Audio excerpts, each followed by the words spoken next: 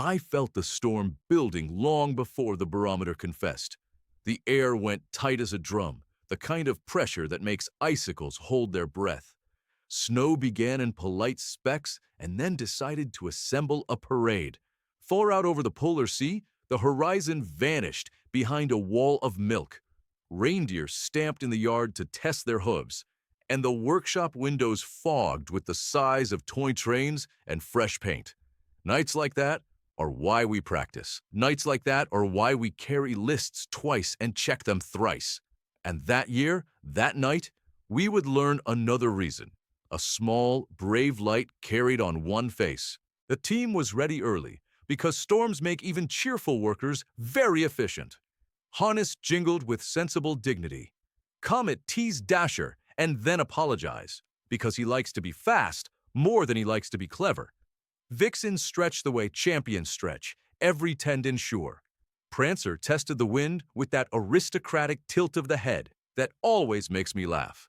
Donner and Blitzen worked in quiet rhythm, thunder and lightning steady as drums. Cupid bumped noses with a young stable helper who has an endless supply of carrots.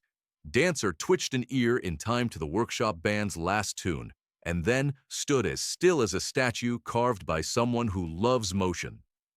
I walked the line, as I always do, hands behind my back, listening for squeaks that should not be there and praising the small things done right. In the far stall, half in shadow, a youngster kept to himself, the way the shy keep to corners when crowds arrive. He had been born with a nose that refused to behave. In daylight, it looked like a berry where a button should be.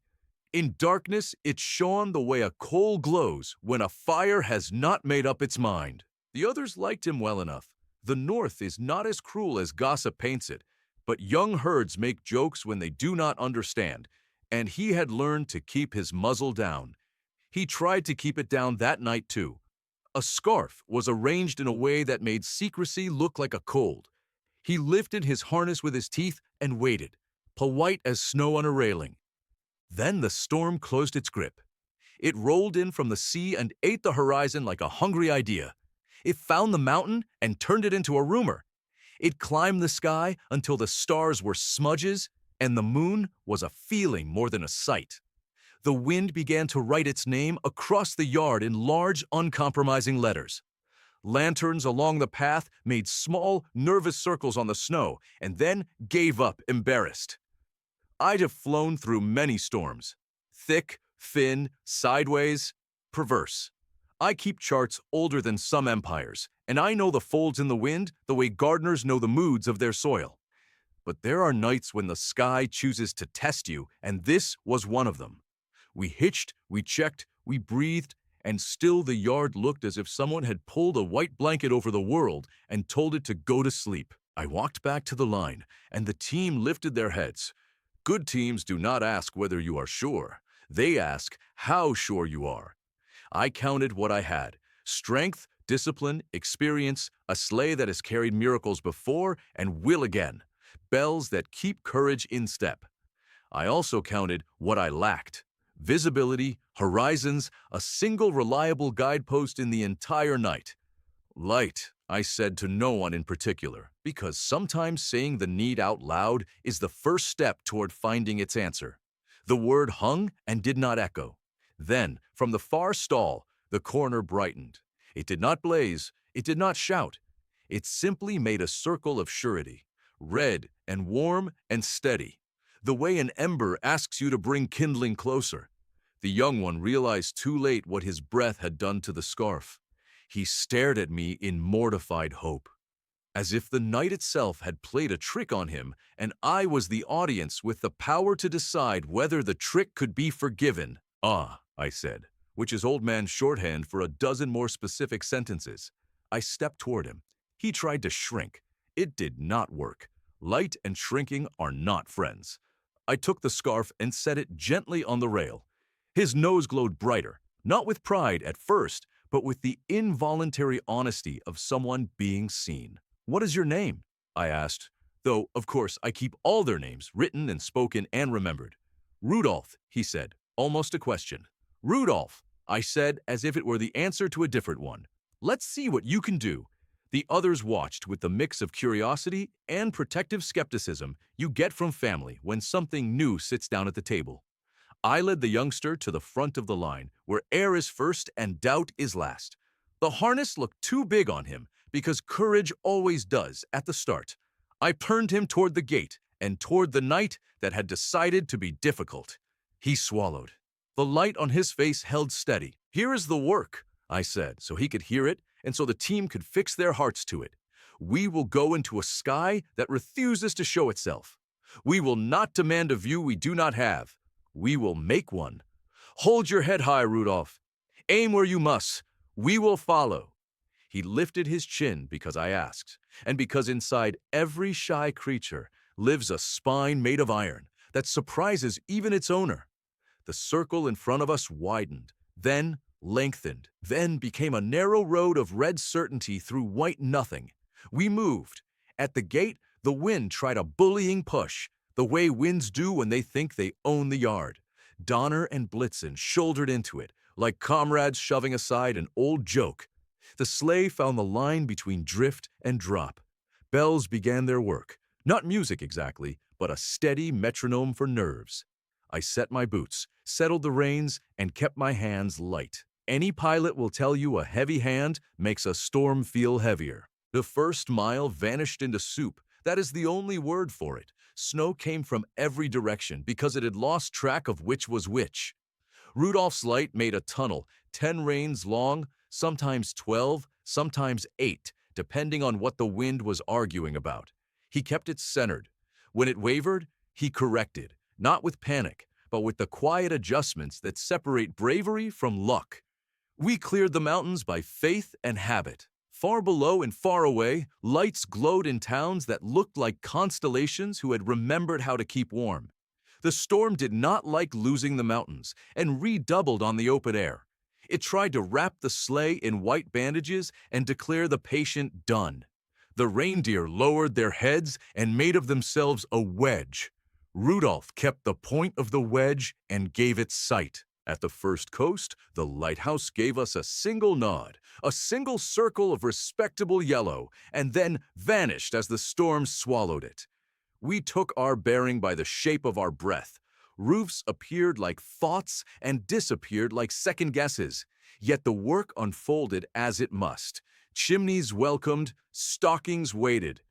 Hearths offered their particular languages of crackle and scent. In one house, a new mother slept for the first time in 3 nights and did not hear me set down the toy her sister had asked for on her behalf. In another, a grandfather had left his glasses on a plate and would pretend surprise at breakfast. I moved them to the mantel, so his surprise would be relieved sooner. All the while, the road before the runners was drawn in red an instruction. Here, now, this way, and no farther. When the wind threw back a pocket of clarity, I could see Rudolph's breath making a small cloud ahead of his face, and in it I could read his concentration. He did not think about being strange. He did not think about being important. He thought about aiming and about the next 10 reins of air. Reindeer are strong by birth and steady by training. But leadership is its own strength, separate and learned on the job. Halfway through the night, over a river that had put on armor for winter and looked very pleased with itself, we met a crosswind that shoved the sleigh sideways a hand's breadth, then a hand and a half, then more. The team adjusted, but the front of a team needs a decision, not a discussion. Rudolph made it. He shifted 2 hoof widths to the left, which looks like nothing written down, but felt like the difference between an argument with the river and a polite bow. The wind tested the new line and had to admit it made sense. We kept that track for 3 towns and a bend. When the air allowed it, I leaned forward and said, not loudly, "Good." He did not look back. He did not need to. Praise, to be useful, must be given in a way that doesn't require the praise to drop what they're carrying. We found a fishing village that had not expected us because the harbor master is a worrier and had said sensible things about postponement to anyone who would listen. I left a small parcel on his desk, a brass compass he'd admired when he was a boy and then talked himself out of when he was a man. I also left a letter in a script he would think he recognized. reminding him that leadership is not the same as preventing all weather. Outside, a boy who had chosen not to ask for anything leaned on the window and watched the white. The sleigh passed close enough that Rudolph's light painted a red stripe across the glass. The boy smiled and did not know why. Toward the east, the storm grew cunning. It changed tactics. Instead of shouting, it whispered, filling the air with little questions that can slow a team worse than any gale. Are you certain? Are you strong enough? Would it not be better to wait? Do you really know the way? I have seen grown men surrender to those questions and call it prudence. Rudolph did something very simple. He breathed out and counted 3 breaths and kept his head high. Doubt cannot argue with steady breathing. It loses its rhythm and tires. The team began taking their cues from him more than from the bells. I heard their lungs settle into his tempo. I felt the sleigh sit quieter on the runners, no longer twitching to answer every gust. We moved faster. Storms have pride. When they feel you stop being impressed, they offer one last display. Over a city wide enough to be its own country, the clouds dropped lower than roofs should like. Snow came in sheets thick enough to deserve their own quilts. We could have turned aside, circled, invented detours. We did not. Rudolph widened his circle and brightened his beam. The storm had to make room for a lane where nothing else would have. We flew that lane as if the night had agreed to be fair. At the edge of the city, a hill, then a plain, then the river again, then the coast. The sky, tired of its tantrum, loosened its shoulders. Stars returned one by one, like guests who had stepped outside to laugh and came back ashamed. The reindeer shook their collars in the manner of athletes who pretend work is easy while savoring that it has been done. I eased the reins and let everyone feel proud in their own preferred silence. Back over the sea, the wind mumbled its apology in the language of dying storms, a long, soft exhale. Rudolph's light slowed its pulse, not because it was spent, but because it had moved from emergency to example.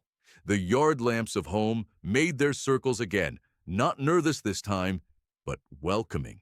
The workshop windows glowed the soft gold of cocoa that has decided to be perfect. We landed and unhitched, which is just as important a ritual as hitching. The helpers came with blankets and congratulations disguised as jokes. Comet said something about red being an excellent color for front runners, as he had always suspected. Vixen used her shoulder to bump Rudolph's in the kindly way teammates do when applause would embarrass. Donner and Blitzen sniffed the air, as if to verify that thunder and lightning had new company in the pantheon of weather. Guidance. I found the youngster by the far stall again, where he had first tried to disappear. He was not hiding now. He was simply trying to make sense of what being necessary feels like. Many of us have to learn that the odd thing we carry is not a burden but a tool. You aimed well, I said.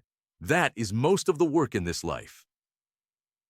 He opened his mouth, and then closed it, and then opened it again, the way new leaders discover words are scarce when they are most honest.